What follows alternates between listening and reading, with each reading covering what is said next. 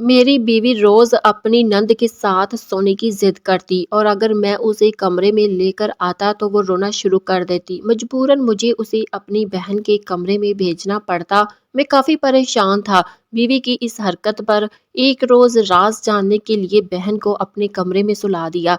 जैसे ही मेरी बीवी अपनी नंद के कमरे में गई तो मैं बहन के कपड़े पहनकर कमरे में जब दाखिल हुआ तो मेरी पैरों तले से जमीन निकल गई, क्योंकि शादी के हंगामों से फारिग होकर और दोस्तों को रुखसत करके जब मैं अपनी दुल्हन के कमरे में गया तो वहां पर मेरी दुल्हन सजी सवरी बैठी थी और बेहद प्यारी लग रही थी, जिसे देखकर मेरे दिल को सुकून आ गया। अब तक मैंने सिर्फ इसकी तस्वीर देखी थी, इसे सामने नहीं देखा था, मगर आज इसे अपने सामने देखकर मुझे खुशी हुई, क्योंकि जितनी तस्वीर में वो खूबसूरत लग रही थी इससे कहीं ज्यादा हकीकत में वो हसीन थी। मेरा कमरा फूलों से सजाया गया था और ये मेरी छोटी बहनों का काम था। इसकी उम्र 22 साल थी और मेरी बहन लाइबा मेरी शादी पर बेहद खुश नजर आ रही थी, क्योंकि मैं इसका अकलौता भाई था। मैं गांव के चौधरी का अकलौता बेटा था और इनकी तमाम जायदाद और हवेली का वारिस था। मैं अपने बेड के करीब जाकर बैठ गया और अपना गला साफ करते हुए इसे मुखातिब करना चाहा, क्योंकि इसने नजरें नीचे झुका रखी थी और मेरे कमरे के अंदर दाखिल होने पर भी इसने नजर नहीं उठाई। बहुत प्यारी लग रही हो तुम इस अरूसी जोड़े में। मैंने मुंह दिखाई का हार इसके सामने करते हुए इसकी तारीफ की। इसने एक पल हार की तरफ देखा और फिर एक नजर उठाकर मेरी तरफ देखा और मेरे हाथों से वो सेट लेकर सामने बेड की साइड पर रख दिया। मुझे इसका ये अंदाज बहुत अजीब लग रहा था। किसी अनहोनी का एहसास होने लगा, क्योंकि वो बिल्कुल भी खुश नहीं दिखाई दे रही थी। मैंने सोचा कि शायद वो दुल्हन है, डरी हुई होगी या अपने वालिदैन को छोड़कर आने की वजह से उदास है। अंदाजा लगाना मुश्किल हो रहा था। फिर लाशऊरी तौर पर शायद मैं अपने आप को दिलासा देने लगा। दिल ही दिल में मैंने थोड़ी देर उसकी तारीफें की, फिर उसे अपनी फैमिली के बारे में बताया, हवेली के कवानीन बताए और इंतजार करने लगा कि वो आगे से कुछ बोले, मगर मुझे मायूसी हुई। वो कुछ ना बोली, उसका सर नीचे ही झुका रहा। रात काफी हो चुकी थी, हवेली के तमाम अफराद सो चुके थे, सिर्फ हम दोनों जाग रहे थे, क्योंकि मैं दोस्तों के साथ था और मुझे आने में देर हो गई थी। कुछ तो बोलो ना, तुम्हारी आवाज़ सुनना चाहता हूँ। मैं तुम्हें देखना चाहता हूँ कि जिस लड़की का चेहरा इतना हसीन है उसकी आवाज़ कैसी होगी। मैंने उसकी तरफ देखते हुए फरमाइश की तो बजाय कुछ बोलने के उसने अपना चेहरा हाथों में छुपा लिया और फूट फूट कर रोने लगी। इतना रोई कि मैं परेशान हो गया। काफ़ी देर तक वो रोती रही और मैं हैरान परेशान सा उसे देख रहा था। उसके इस रवैये पर मेरा दिल भर गया। मैं इसके रवैये की वजह जानना चाहता था, लेकिन वो बता नहीं रही थी। फिर मुश्किल से मैंने उसे चुप करवाया और पूछा कि क्या बात है, क्यों इतना रो रही हो? मुझे मेरे घर वाले याद आ रहे हैं। बस फिर से वो रोने लगी और मैंने अपना सर पकड़ लिया। मैं समझ गया कि उसे अपने घर वालों से बहुत ज़्यादा लगाव है और इसीलिए वो इतना रो रही है। इसकी बात सुनकर मेरे दिल को सुकून आ गया, वरना मेरे दिल में बहुत से हौल उठ रहे थे। कहीं से कोई और पसंद तो नहीं था, कहीं वो इस शादी से नाखुश तो नहीं, लेकिन मैं समझ गया कि वह घर वालों की वजह से रो रही है। मुझे इत्मीनान हुआ। मैंने इसे पानी पिलाया और चुप करवाया। फिर आगे से इसने अजीब फरमाइश कर दी। इसकी फरमाइश पर हैरान हो गया कि कह रही है। इतनी अजियत से फरमाया, मुझे लाइबा के कमरे में सोना है। इसने मेरी छोटी बहन लाइबा का नाम लेते हुए कहा, जो इसकी उम्र की थी। मुझे हैरत इसलिए हुई क्योंकि लाइबा से इसकी किसी किस्म की दोस्ती नहीं थी। हम लोग बिल्कुल ही दो अनजान खानदान थे और हमारा तलक तो अभी जुड़ा था। देखो राबेल, अगर मैं तुम्हें लाइबा के कमरे में लेकर जाऊंगा, सारी हवेली में 6 मगोइयाँ होंगी कि नई नवेली दुल्हन नंद के कमरे में क्यों गई है। कुछ तो मेरी इज्जत का ख्याल करो। मैंने इसे प्यार से समझाना चाहा, लेकिन वो मेरी बात सुनकर फूट फूट कर रोने लगी। इसकी यह हालत देखकर मैं फिर से परेशान हो गया। मजबूरन मुझे इसकी जिद के आगे हार मानना पड़ी। मैंने लाइबा का नंबर मिलाया और इसे फ़ोन करके कमरे में बुलाया। थोड़ी देर बाद लाइबा परेशान हुई, मेरे कमरे में आ गई। मेरे कमरे के दरवाजे के सामने खड़ी थी। मैंने इसे अंदर आने का कहा। क्या हुआ भाई, खैरियत तो है? लाइबा ने परेशानी से पूछा। हाँ, दरअसल तुम्हारी भाभी की तबीयत ठीक नहीं है, तुम्हारे कमरे में सोना चाहती है। तुम इसे अपने कमरे में ले जाओ, लेकिन ख्याल रखो कि हवेली वालों को इस बात का पता नहीं चलना चाहिए। सुबह से पहले इसे मेरे कमरे में लाकर वापस बिठा देना। میں نے لائبہ سے کہا تھا۔ وہ میری بات سمجھ گئی، وہ ایک سمجھدار لڑکی تھی۔ وہ میری دلہن کو اپنے ساتھ لے گئی اور وہاں سلا دیا۔ ساری رات مجھے پریشانی سے نیند نہیں آئی کہ کہیں حویلی میں اس بات کی خبر کسی کو ہو گئی تو سب باتیں بنائیں گے۔ لیکن میری بہن لائبہ اب بہت سمجھدار تھی۔ فجر کی اذان ہوتے ہی اسے میرے کمرے میں واپس لے آئی۔ اسے دیکھ کر ایسا لگ رہا تھا کہ وہ آنا نہیں چاہتی تھی، لیکن لائبہ نے صبح ہونے سے پہلے وہاں سے نکال کر میرے کمرے میں اسے چھوڑ دیا۔ میں اپنی بیوی کو اس حویلی میں ایڈجسٹ ہونے کے لیے وقت دینا چاہتا تھا، لیکن یہ پہلی بار نہیں تھا۔ اس کے بعد روز یہی ہوتا۔ میں کچھ کہتا تو وہ رونا شروع کر دیتی اور مجھے مجبوراً اس کی بات ماننی پڑتی، اور اب میں حقیقی معنوں میں پریشان ہو گیا تھا کہ آخر میرے ساتھ یہ سب کیوں ہو رہا ہے؟ میری دلہن اس طرح کا رد عمل کیوں ظاہر کر رہی ہے؟ اگر میں چاہتا تو اس پر غصہ کرتا، لیکن میری طبیعت میں غصہ نہیں تھا۔ میں بچپن سے ہی ایک نرم دل بچہ تھا اور بڑا ہوا تو ایک نرم دل انسان بن گیا۔ مجھے کسی پر بھی سختی کرنی نہیں آتی تھی، چاہے وہ میری بیوی ہی کیوں نہ ہو۔ انسانوں کو تو دور کی بات، میں نے تو جانوروں پر بھی اتنا رحم کیا، ان کا بہت خیال رکھا تھا۔ یہاں تک کہ میرے گھر میں اگر کوئی بلی یا کوئی چڑیا آ جاتی تو میں اس کا خیال رکھتا تھا، اور رابیل تو میری بیوی تھی، اس کا خیال رکھنا تو مجھ پر فرض تھا۔ کافی دن یوں ہی گزر گئے، لیکن اب مجھے احساس ہو رہا تھا کہ رابیل میری نرم طبیعت کا ناجائز فائدہ اٹھا رہی ہے۔ ایک دن میں نے نرمی سے اسے سمجھایا، دیکھو رابیل، مجھے تمہارے جذبات اور احساسات کی قدر ہے۔ میں تمہاری باتیں نہیں کرنا چاہتا، لیکن اس طرح سے زندگی نہیں گزرے گی۔ تمہیں اپنے رویے میں مثبت تبدیلی لانی ہوگی ہر حال میں، ورنہ اس طرح سے میرا تمہارا ساتھ رہنا بہت مشکل ہو جائے گا۔ میں نے کہا تو وہ پھر سے رونے لگی اور میں نے اپنا سر پکڑ لیا۔ اس کو سمجھانا بے سود تھا، وہ کچھ بھی نہیں سنتی تھی۔ میری ہر بات پر اسی طرح سے پھوٹ کر رونا شروع کر دیتی تھی۔ مجھے کچھ بھی نہیں سمجھ آ رہا تھا کہ میں کیا کروں۔ کوئی بھی ایسا انسان نہیں تھا جس سے میں مشورہ کرتا، اور کوئی بھی میرے اس راز سے واقف نہیں تھا سوائے میری چھوٹی بہن لائبہ کے۔ لیکن اپنی بہن سے یہ مسئلہ ڈسکس کرتے ہوئے مجھے پریشانی ہو رہی تھی۔ میں نے محسوس کیا کہ اس کی اس حرکت سے لائبہ بہت تنگ ہے، لیکن وہ بھی احساس رکھتی تھی اور اسے کچھ نہ کہتی تھی۔ لیکن لائبہ کی پرائیویسی ڈسٹرب ہو رہی تھی۔ لیکن اس کے کچھ عرصے بعد ہی میں نے محسوس کیا کہ رابیل اور لائبہ کے بیچ کچھ راز ہے جس سے میں لا علم تھا، لیکن میں سمجھ رہا تھا کہ ان دونوں کے بیچ کوئی بات ضرور ہوئی ہے اور لائبہ مجھ سے چھپا رہی ہے۔ لیکن میں نے محسوس کیا تھا کہ لائبہ ہر وقت پریشان رہنے لگی تھی، مجھ سے کچھ کہنا چاہتی تھی لیکن کہہ نہیں پا رہی تھی۔ تجسس کے مارے میں نے لائبہ سے سوال کیا تو میں نے محسوس کیا کہ اس کے چہرے کا رنگ اڑ گیا۔ نہیں بھائی، ایسی کوئی بات نہیں ہے۔ میری اور بھابھی کے بیچ میں تھوڑی بہت دوستی ہے، لیکن انہوں نے مجھے اپنا کوئی راز نہیں شیئر کیا۔ لائبہ اپنی انگلیوں کو مسلتے ہوئے بولی اور وہاں سے چلی گئی۔ مجھے شک ہونے لگا، اب بات میری برداشت سے باہر ہو چکی تھی۔ میں اس راز کو جاننا چاہتا تھا اور اس معاملے کی تہہ تک پہنچنا چاہتا تھا کہ آخر کیا ماجرا ہے جس سے میری بہن واقف ہو چکی ہے اور میری بیوی نے مجھے نہیں بتایا۔ اب میں نے ایک فیصلہ کر لیا تھا کہ میں ایک منصوبہ بندی تیار کروں گا یہ راز جاننے کے لیے۔ میں نے دل ہی دل میں منصوبہ بنا لیا اور اس پر عمل پیرا ہونے کے لیے میں نے ایک رات لائبہ سے کہا کہ وہ میرے کمرے میں سو جائے۔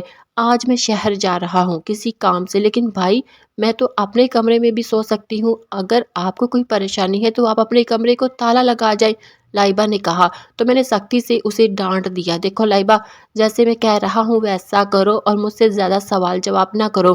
زندگی میں پہلی بار میں نے لائبہ سے سختی سے بات کی تھی۔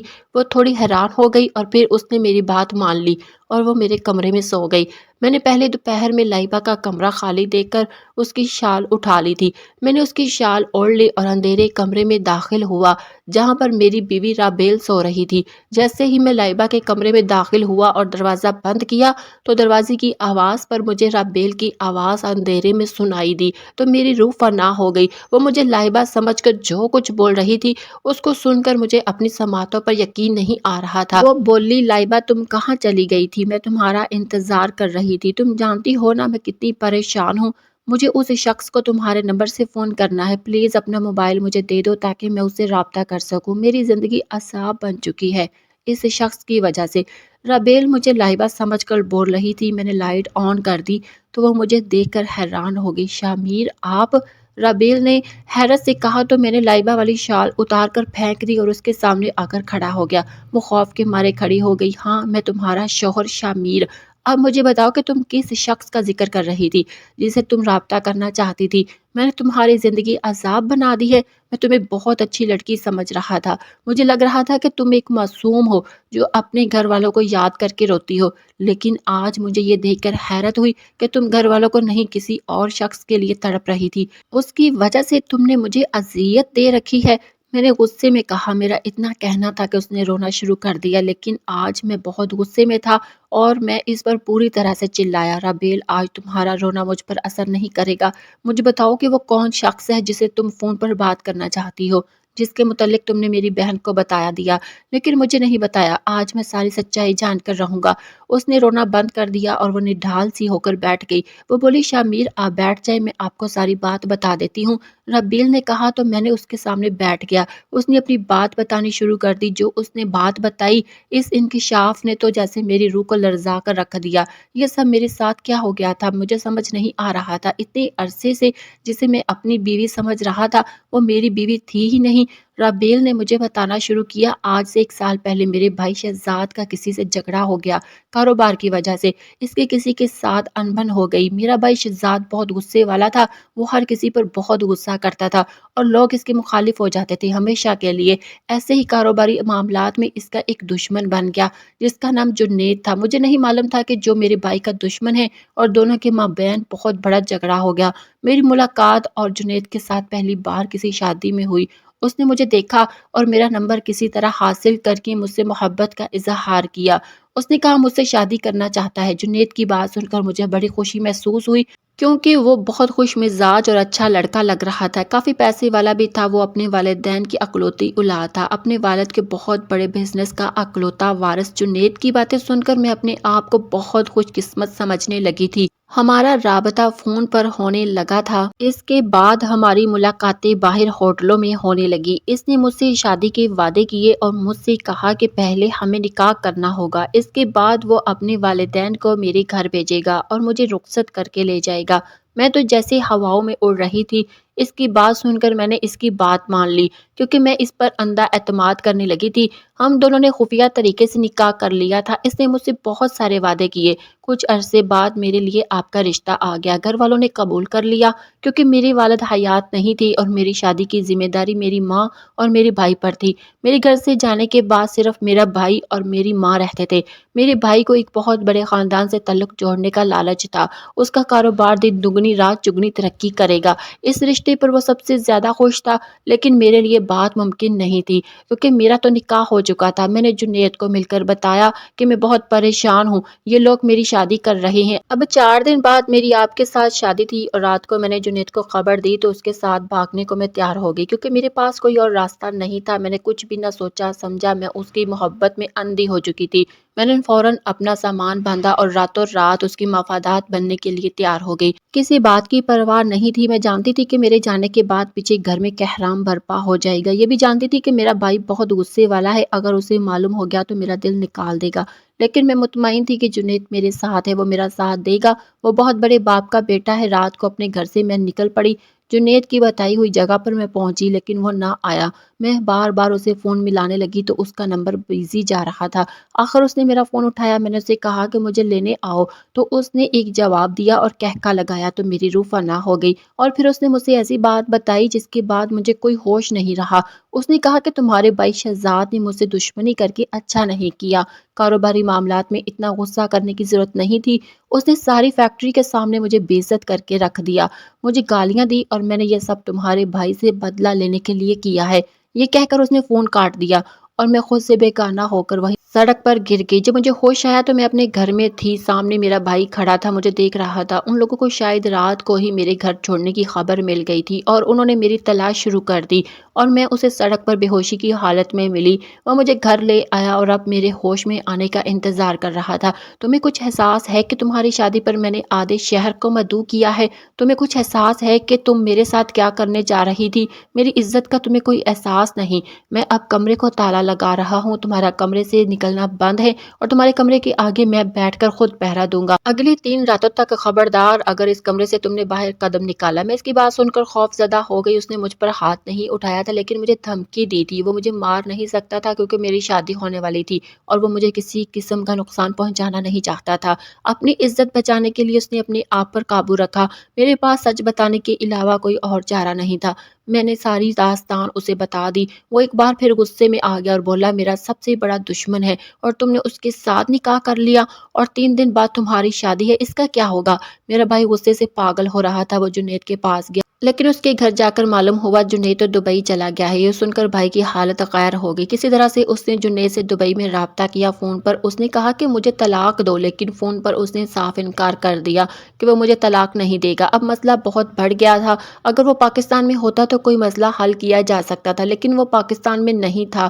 3 دن بعد ہماری شادی تھی۔ پھر وہ وقت آ گیا جب میرا آپ سے نکاح پڑھوایا جا رہا تھا۔ میرے بھائی نے نکاح نامے کے کاغذات میرے سامنے رکھے اور کہا کہ سائن کرو۔ اس نے ایک ہاتھ میں قلم میرے آگے کیا اور غصے میں میری طرف دیکھ رہا تھا۔ اس کی آنکھوں کو دیکھ کر مجھے احساس ہو گیا کہ وہ انتہائی ذہنی اذیت میں ہے اور اگر اس وقت میں نے نکاح نامے پر سائن نہیں کیے تو واقعی خود کو نقصان پہنچا دے گا، کیونکہ اس کے پاس اب کوئی چارہ نہیں تھا۔ مجبوراً میں نے نکاح نامے میں پھر سائن کر دیے تھے، لیکن یہ نکاح ہوا ہی نہیں تھا کیونکہ نکاح پر نکاح نہیں ہو سکتا اور اب تک جنید نے مجھے طلاق نہیں دی۔ اسی وجہ سے میں لائبہ کے ساتھ سوتی ہوں اور اس سے میں نے ساری حقیقت سے آگاہ کیا اور وہ میری مدد کرے۔ میرے جنید سے رابطہ کرنا چاہتی تھی تاکہ وہ مجھے آزاد کر دے۔